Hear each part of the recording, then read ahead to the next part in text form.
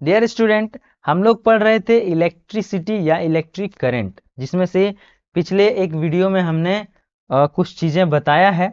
जैसे कि आप लोग देख सकते हैं, सर्किट हम लोग पढ़े थे, फिर इलेक्ट्रिक करंट कैसे बनता है उसका फॉर्मूला पढ़े थे, डेफिनेशन पढ़े थे, और फिर कहाँ कहाँ पे यूज होता है वो सारी चीज़ें हम लोगों ने पढ़ा था। अभी हम लोगों को पढ़ना है,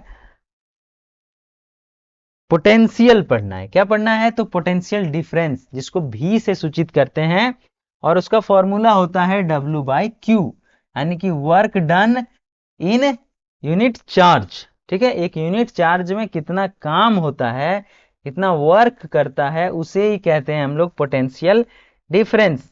ठीक है, यानी कि आवेशों को चलने में किया गया कार्य, अगर परिभाषा लिखना हो विभवांतर का, इसको हिंदी में कहते हैं विभवांतर। क्या कहते हैं? तो विभवांतर। ठीक है, या विभव भी कहीं कहीं पे कहते हैं। ठीक है, हाँ, विभव कहते हैं।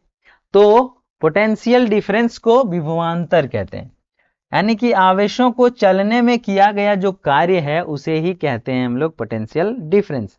जैसे कोई चार्ज यहां से यहां तक आया, और यहां से यहां तक आने में उसे जो काम करना पड़ा, जो इलेक्ट्रॉन को धक्का मार के आगे बढ़ना पड़ा, उसी को कहते हैं विभवांतर। क्या कहते हैं डियर स्टूडेंट? तो विभवांतर कहते हैं। इसका फॉर्मूला हो जाता है V=W/Q। याद रखेंगे क्योंकि आगे इसका यूज होने वाला है। जैसे यहाँ पे देख सकते हैं कि ये चार्ज जो है वो यहाँ से यहाँ तक आने में जो काम किया उसे ही कहते हैं विभवांतर। मोटा मोटा आइडिया रख लीजिए। आगे है रेजिस्टेंस या रेसिस्टेंस, इसको बोलते हैं, या रेजिस्टेंस भी बोलते हैं। ठीक है, इसका हिंदी होता है प्रतिरोध। क्या होता है? प्रतिरोध। तो हम लोग पढ़ेंगे अभी प्रतिरोध, और जो ये काम करता है उसे कहते हैं प्रतिरोधक। क्या कहते हैं? प्रतिरोधक। इसमें जो काम होता है उसे कहते हैं प्रतिरोधकता।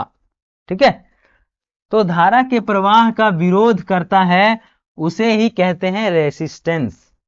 मतलब कि रेसिस्टेंस का क्या अर्थ होता है?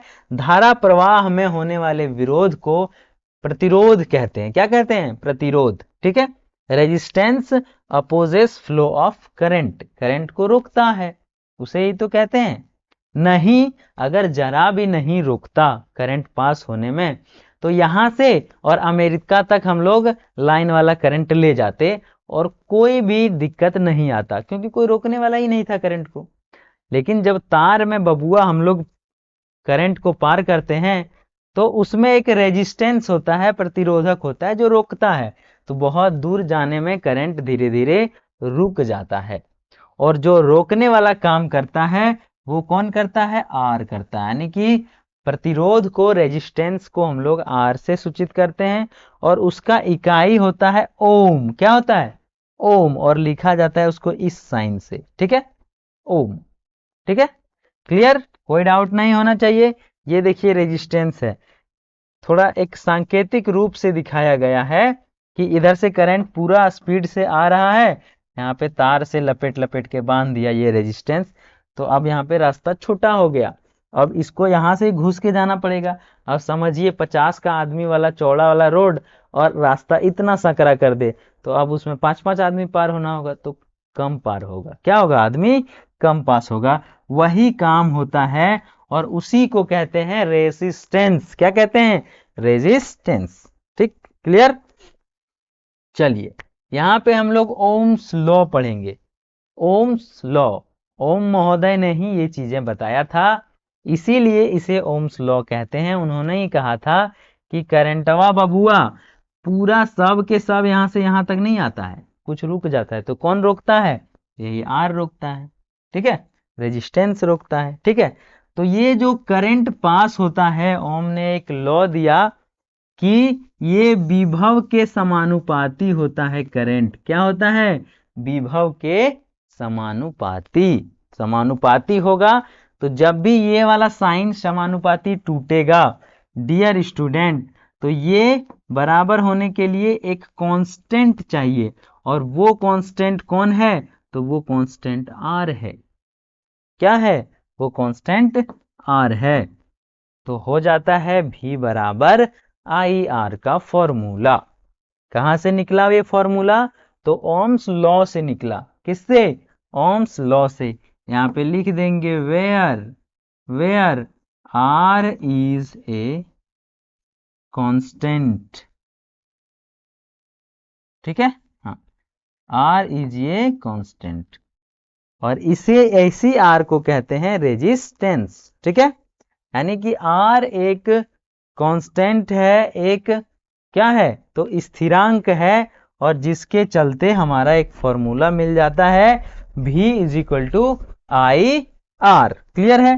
करंट को हम लोग I से डिनोट करते हैं, और V ये वोल्ट था।